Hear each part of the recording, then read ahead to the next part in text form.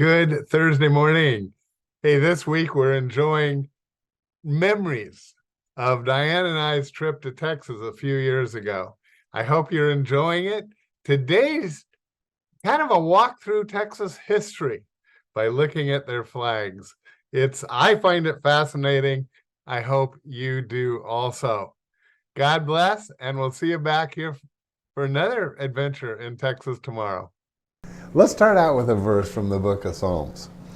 In Psalm 34, verse 4, it says, I sought the Lord, and he answered me. He delivered me from all my fears.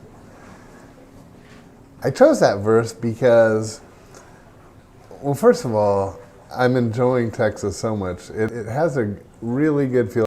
It seems like there are many people of faith here. I'm sure there are everywhere, but it seems to permeate a lot here. In our travels, I came across a monument to the fight for Texas independence from Mexico. And when I look at, you'll see flags from many states that sent men to fight and help the Texans gain their freedom from Mexico.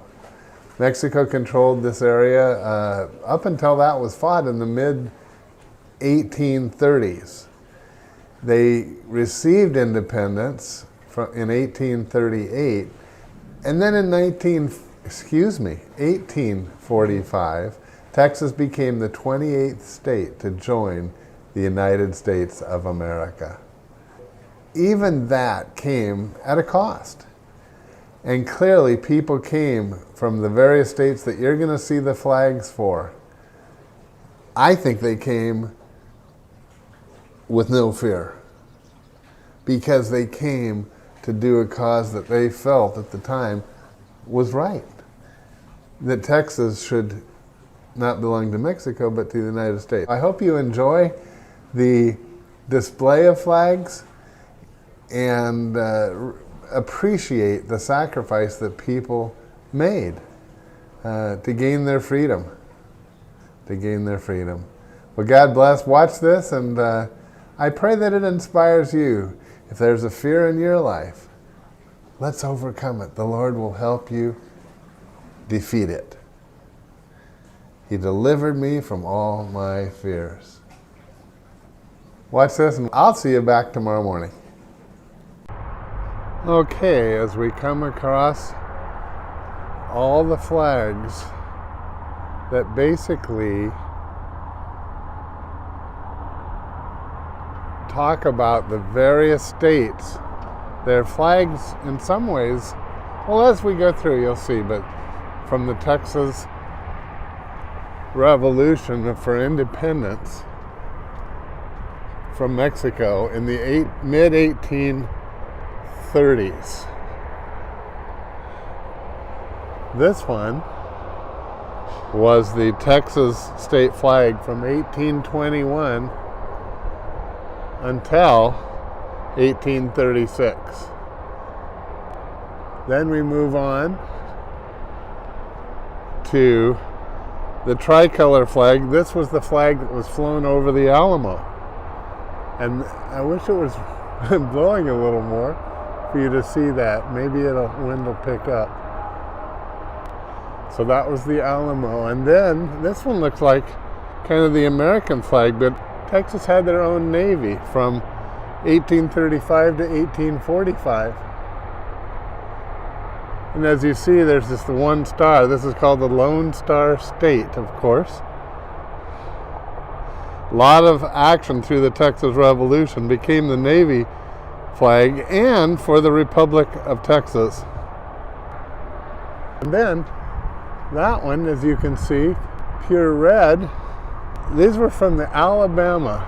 So when the revolution was taking place, volunteers came from various states around Texas. This one was called the Alabama Red Rovers.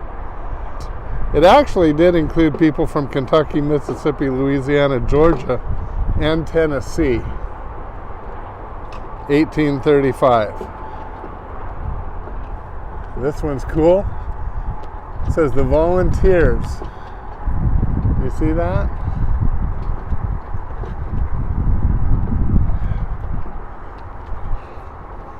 These were from New Orleans.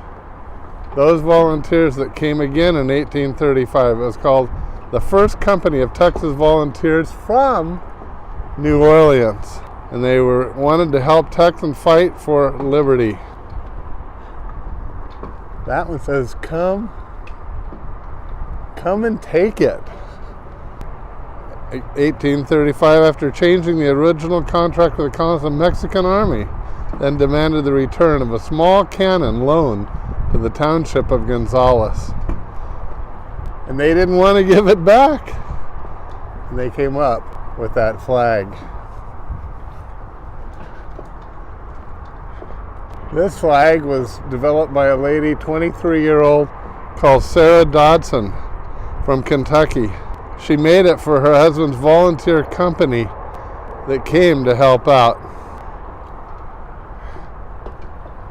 Liberty or death. This one's called the Troutman Lone Star. Joanna Troutman, 18-year-old from Georgia, created this flag for a group of volunteers from Macon, Georgia, made of white silk and bearing one 5-pointed star with the words, liberty or death. Start to see all of them. I just found this interesting, and I hope you do also. We come to a very unique one. Severed arm bloody sword of 1836.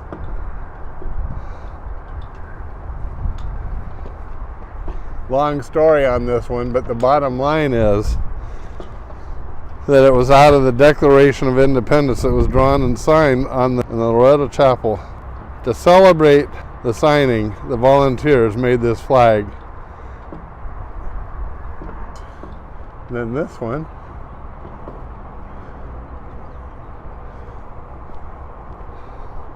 The San Jacinto Liberty flag of 1836.